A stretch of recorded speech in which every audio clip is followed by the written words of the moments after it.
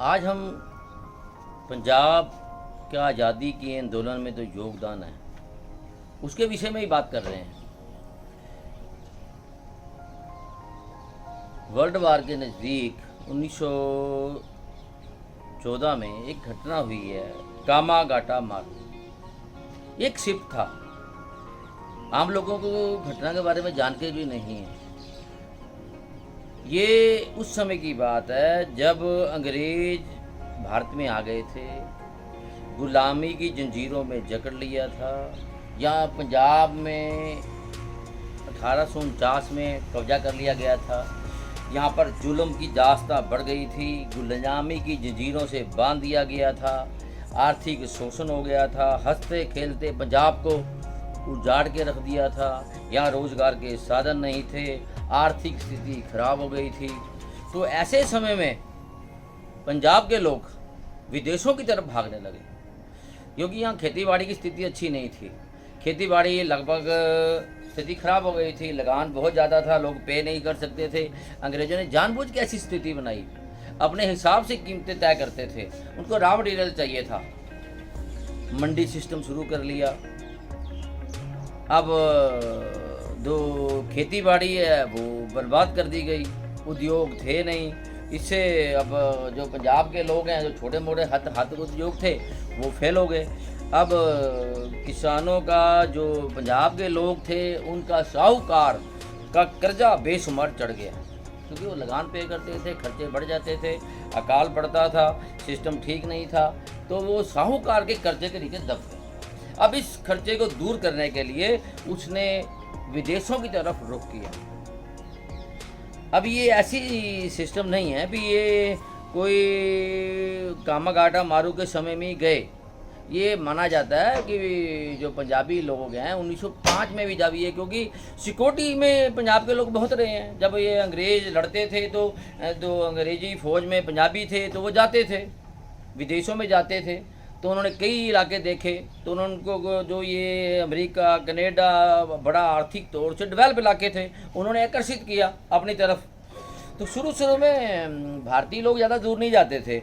वो शुरू में बर्मा, मलाया, सिंगापुर, हांगकांग गए, लेकिन धीरे धीरे उनका जो आकर्षण है, जो आर्थिक डेवलप कंट्री थे, कनाडा है, अमेरिका है, उनकी खुशहाली थी, वहाँ पर बहुत मौके थे। कनाडा नया डेवलप हुआ था, वहाँ रेलवे शुरू हुई थी, सड़कें बन रही थी, तो उस समय वहाँ पर ज़रूरत भी थी लेबर की। तो फिर जो भारत के लोग या पंजाबियों ने कनाडा की तरफ रुख किया। अब धीरे धीरे वहाँ पर संख्या बढ़ने लगी। तो उस समय अगर आप देखोगे तो शुरू में तो बड़ा इनकरेज किया। वहाँ पर जो प्राइवेट ट्रांसपोर्ट कंपनियाँ थी, उनके एजेंटों ने अपनी बसें, जहाँ उस समय उन्होंने अपना जो ट्रांसपोर्ट सिस्टम था, उसमें शिप होते थे ज़्यादा, कलकत्ते से ज़्यादा शिप चलते थे, कलकत्ते जाना पड़ता था, जो गांव में आते थे। वो कहते थे हम आपको कनाडा भेजेंगे, सस्ती टिकटों पर भेजेंगे, आपको राहत मिलेगी, ये टिकट इतनी है, इतने पैसे में मिलेगी, आपको डिबेट मिलेगा। तो वो प्रमोशन करते थे, उसमें खुला था, क्योंकि कनाडा और जो भारत है ये दोनों इंग्लैंड की बस्तियां थी, इंग्लैंड की बस्तियां।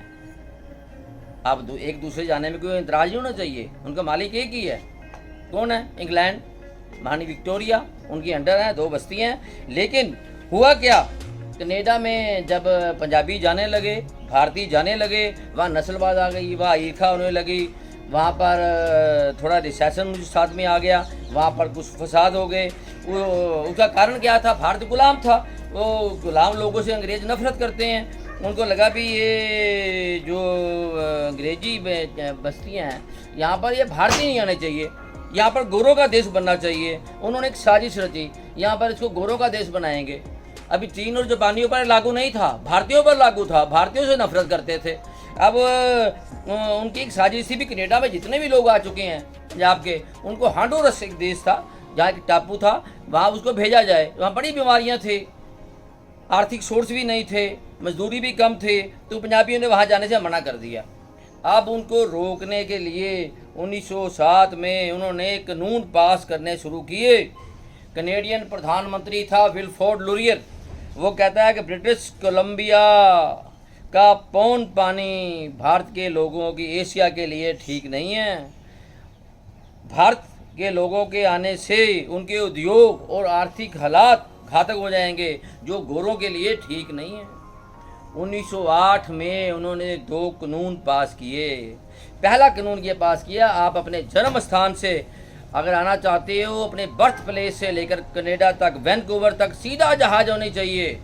उसमें शिप होते थे, दूसरे जहाज नहीं चलते थे, और वो जहाज भी उसी देश का होना चाहिए, उस देश की कंपनी का होना चाहिए।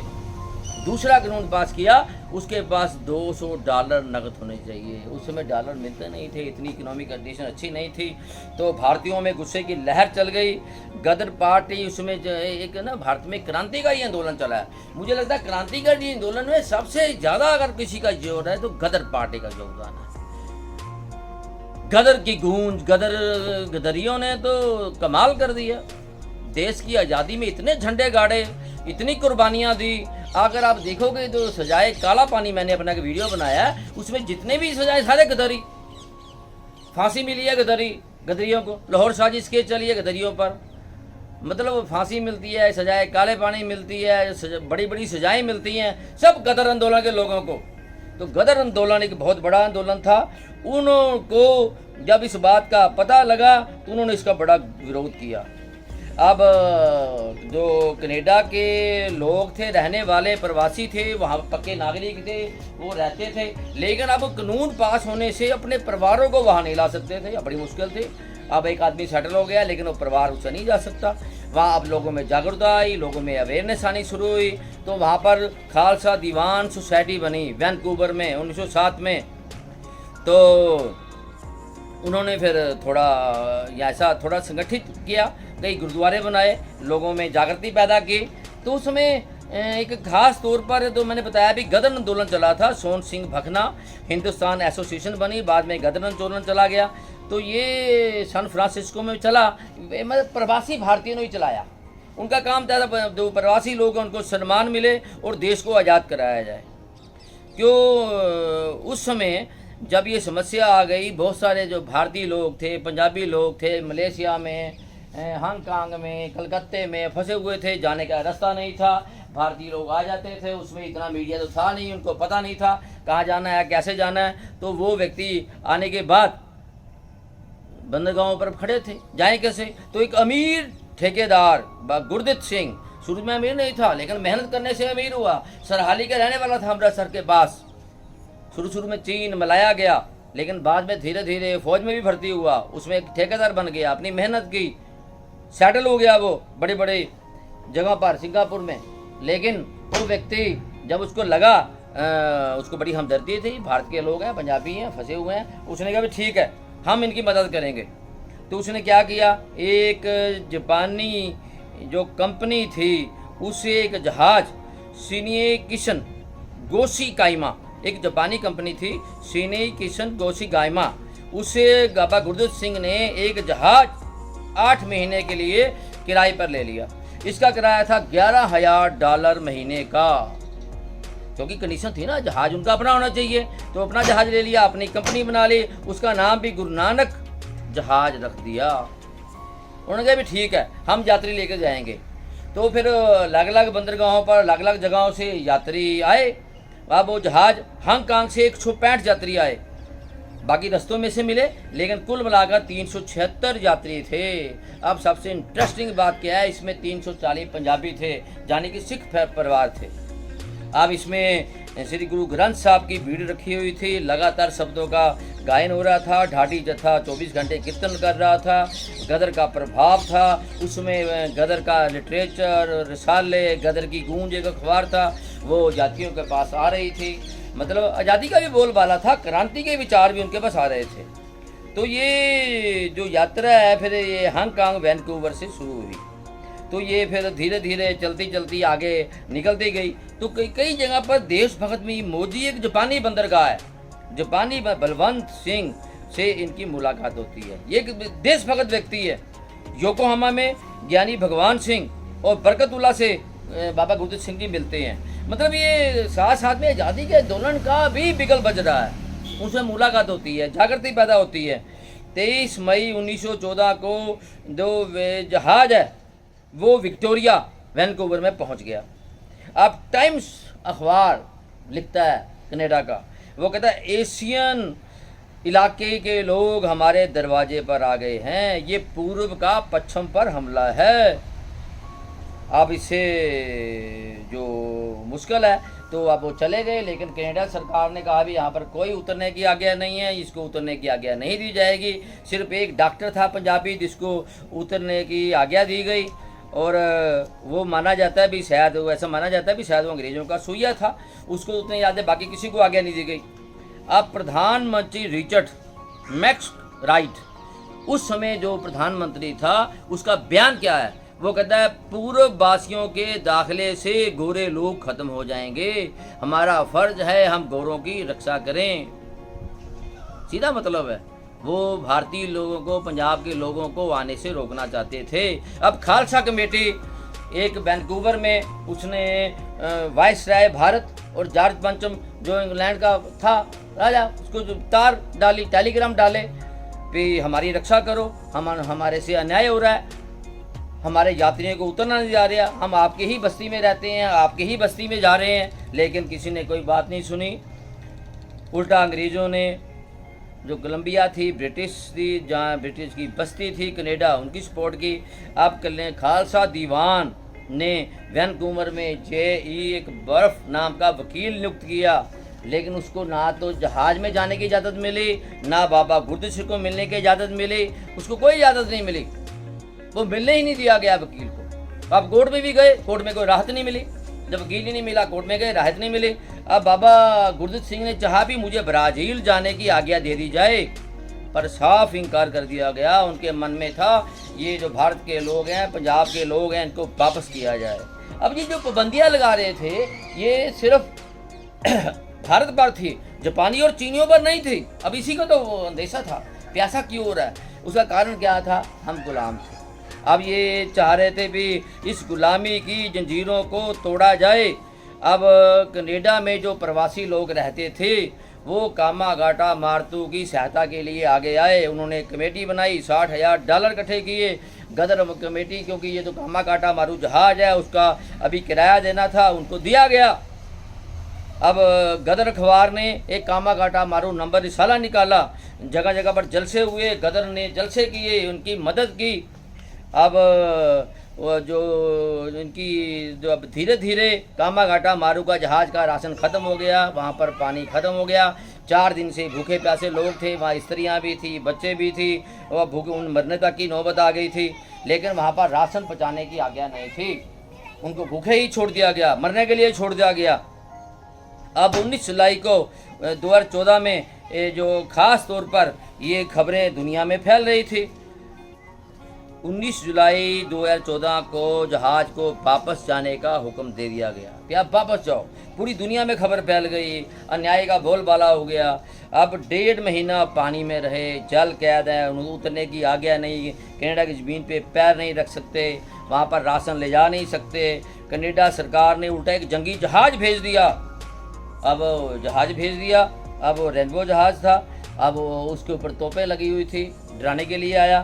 तो उसमें ख़ास तौर पर तोपखाना लगा हुआ था, जंगी जहाज़ था। अब उनके पास तो था नहीं कोई कामागाटा मारुतु में, लेकिन उसमें कोयले थे। उन्होंने जलते हुए कोयले या आम कोयलों की बुछाड़ कर दी, उसमें कई व्यक्ति जख्मी हुए। उसमें माना जाता है भी 20 कुछ कनाडा के कुछ यात्री भी हुए।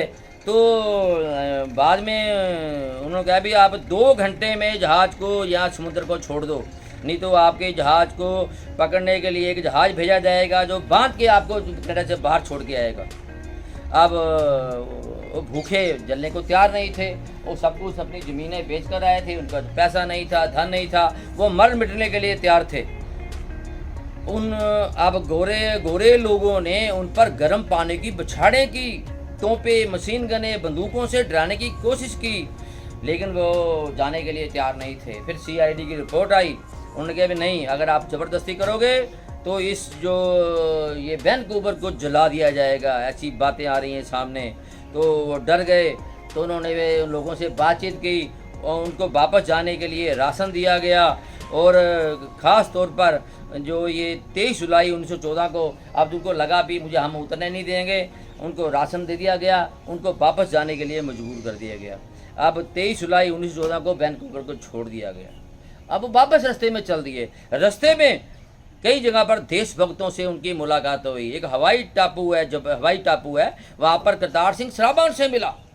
तो उनको लगा भी वाकई ये न्याय है, जो भारतीय लोग हैं, पंजाबी लोग हैं, वो गए हैं, अपनी ही बस्ती में गए हैं, एक बस्ती से दूसरी बस्ती में गए हैं, उनको आने की आज्ञा नहीं है, ये सीधा इंसाफ है। इसी तरह जब वो आगे गए तो एक जगह पर जो सोन सिंह भखना योकोहामा में वो उनसे मिला।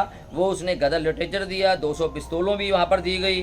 तो धीरे धीरे 16 सितंबर को ये जहाज़ सिंगापुर पहुँचा, लेकिन उतरने की आज्ञा नहीं दी गई। हालांकि ये उनका अपना स्थान था गुरदीप सिंह का, लेकिन उतने सीधा जहाज़ को लाया गया, ये तो उतरने की आज्ञा नहीं देनी। सिंगापुर की अथॉरिटी को कहा कि इनको मद्रास बंदरगाह पर ले आया जाए, लेकिन उस यात्रियों ने उसके मना कर दिया। 3 दिन के बाद जहाज़ को फिर कलकत्ते बंदरगाह पर लाने की आज्ञा मिल गई। तो वहाँ पर रास्ते में जब कलकत्ते बंदरगाह पहुँचने वाला था तो उन्होंने जो गदर का लिटरेचर था वो तो सब समुद्र में फेंक दिया। 26 सितंबर को जहाज़ हुगली पहुँचा, वहाँ पर उसकी तलाशी ली गई। ऐसा कोई अनौपचारिक या ऑब्जेक्शनेबल सामान नहीं मिला। इससे क्या हुआ, इससे जो अब ये जहाज़ है वो आगे आया। धीरे धीरे ये जो जहाज़ है वो फिर बजबज एयरपोर्ट कलकत्ते से 27 किलोमीटर दूर है, 19 सितंबर को वहाँ पर पहुँच गया। अब वहाँ पर गाड़ी पहले ही तैयार थी। अब जो पंजाब के रहने वाले लोग थे उनको लगता था हमें पंजाब जाना है, पंजाब की गाड़ियाँ हावड़ा स्टेशन से मिलती हैं। उन्होंने कहा भी यहाँ से तो गाड़ी जाती नहीं, ये तो मद्रास जाती हैं, साउथ जाती है, उनमें ये फैल भी गया, इनको जानबूझकर साउथ में या किसी और जगह पे ले जाना चाहते हैं, कैच करना चाहते हैं। तो उन्होंने उतरने से इनकार कर दिया। तो उस समय जो उन्होंने वहाँ पर पुलिस लगा दी, फौज भेज दी, ज़बरदस्ती उतारने की कोशिश की, क्योंकि अब वो जो पंजाब के लोगों को अभी जहाज़ का पूरा प्रबंध नहीं था, जहाज़ का किराया देना था, गुरु ग्रंथ साहब को सम्मानजनक तरीके से गुरुद्वारे में रखना था, जहाज़ का किराया देना था, अभी बहुत सारी बातें तय होनी थी। घरों से खाली हाथ नहीं जा सकते थे वो। तो पुलिस ने ज़बरदस्ती उनको उतारा। 45 यात्री उतार कर रेलगाड़ी में बिठा दिए गए। 250 यात्री जुलूस की शक्ल में गुरु ग्रंथ साहब को लेकर कलकत्ते की तरफ चल दिए गए, लेकिन रास्ते में रोक दिया गया, उनको आगे जाने से मना कर दिया गया। फौज की टुकड़ी लगा दी गई। जब वो नहीं रुके तो आपस में जब उनकी तनातनी हुई, रोका गया, उनका अपमान किया गया, तो पुलिस ने वहाँ पर गोली चलाई। 18 जो व्यक्ति थे वो मारे गए, एक राहगीर भी मारा गया। जो दूसरी गैर सरकारी रिपोर्टें हैं उसमें माना जाता है कि 75 व्यक्ति मारे गए। ये जलियांवाला बाग जैसी घटना थी, जहाँ पर गोली चलाई गई, मासूम लोगों को कत्ल किया गया। बाद में उनकी लाशों को एक जगह पर इकट्ठा कर मिट्टी का तेल लगाकर जला दिया गया। बाबा गुरदीप सिंह 28 साथियों समेत बच के निकल गए। फिर वो पंजाब में आ गए। जो बाकी पकड़े गए उनको काल कोठरी की सख्त सजाएं दी गई। अब पंजाब में नफरत की लहर फैल गई। अब भारत को लगता है भी आज़ाद करवाना ही पड़ेगा। जो बाबा गुरदीप सिंह है वो पंजाब में आ गए, आज़ादी के आंदोलन में भाग लेते रहे। अब गंदर आंदोलन जो चल रहा था देश में, उसकी कई जोश फैल गया, उसको प्रेरणा मिल गई। उनको लगा कि अब देश को आज़ाद कराना ही पड़ेगा। तो फिर उसके बाद ये जो इतना हौसला बढ़ा तो देश आखिर को आज़ाद हुआ। अब धीरे धीरे 1952 में जवाहरलाल नेहरू जो पहले प्रधानमंत्री थे, उन्होंने बजबज घाट पर एक यादगारी का उद्घाटन किया। वहाँ पर जो ये बजबज घाट में शहीद हुए थे उनकी याद में एक मेमोरियल बनाया गया, जहाँ 19 सितंबर को हर साल वहाँ पर एक समागम होता है। तो कनाडा का जो प्रधानमंत्री था उन्होंने खेद व्यक्त किया, उन्होंने नहीं, तो जस्टिन ट्रूडो ने कहा भी नहीं, मैं पार्लियामेंट में इसकी जो ख़ास तौर पर जो इन्होंने किया है मैं उसके लिए माफ़ी ज़रूर मांगूंगा। तो उन्होंने अपना जो शब्द है वो वहाँ पर माफ़ी मांगी, पार्लियामेंट में इसको कहा भी हमें खेद है, हमारे से गलती हो गई। तो वहाँ पर लेकिन फिर भी ऐसा माना जाता है कि जब ये रहा गया भी कनाडा के लोगों ने जब ये जहाज़ आया उसकी मदद की, $60,000 दिए। बाद में एक अंग्रेज़ व्यक्ति गवाह था जो कनाडा कामा घाटा मारी का केस चल रहा था, कनाडा में ही रहने वाले एक व्यक्ति थे मेवा सिंह पोको, उसने उसको गोली मार दी, वो मारा गया, उसको फांसी मिली। तो ये मतलब कनाडा के लोगों ने भी मदद की।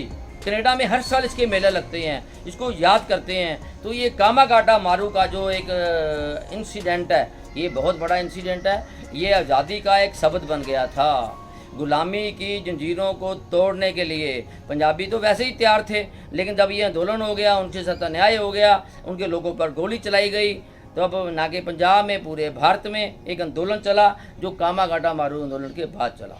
तो मैंने एक बाबा गुरदत्त सिंह ने भी 2 किताबें लिखी थी। एक तो लिखी थी पंजाबी में मेरी जुल्मी कथा, एक उन्होंने जो किताब थी वो एक ऑफ कामा घाटा मारू, वो इंग्लिश में थी, वो मुझे कहीं सरहाली गांव में से मिल गई थी, तो मैंने उस किताब को एडिट किया है।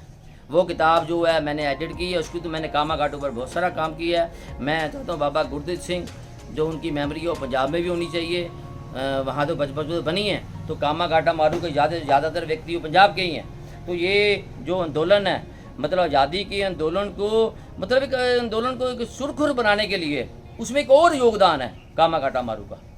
तो इसके साथ ही हम अगले चैप्टर पर फिर मिलेंगे। मैं चाहता हूँ साथियों, जब आप आते हैं तो मेरे चैनल को सब्सक्राइब जरूर करो। जय हिंद, वंदे मातरम।